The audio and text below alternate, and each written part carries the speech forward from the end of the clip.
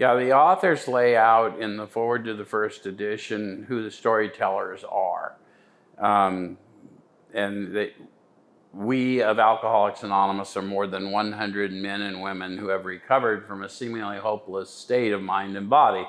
To show other alcoholics precisely how we have recovered is the main purpose of the book. So it was always intended we knew who the storytellers were and who the subjects of the storytellers were. So it was their own, the first 100 and the first several hundred they worked with, because as more iterations of the book came out, they went from how many hundreds to how many thousands of men and women have recovered. And today, if they were to update the title, it would be how many millions have recovered, but they sort of have lost the origins of that. That's one of the things we're trying to restore with this. Is we're not here to change the testimony of the authors, because that wouldn't improve the efficacy. What happened in the first 15 years of AA's growth, Alcoholics Anonymous's growth, from 1935 to 1955,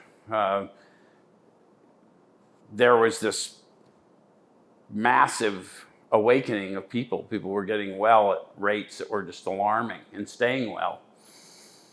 And since that time, there's been a major drop in the efficacy of any treatment. And so I think probably part of the reason is that the magic of their treatment was how they conveyed and lifted each other up.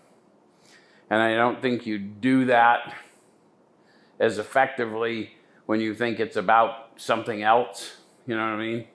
So the storytellers are important to know this is the story. If I really want the experience they had and I want to replicate that level of success, I've got to go back to where they started.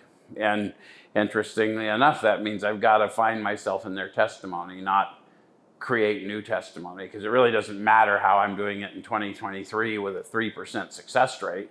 What I need to know is how to do it in 1935 with a 65-70% success rate.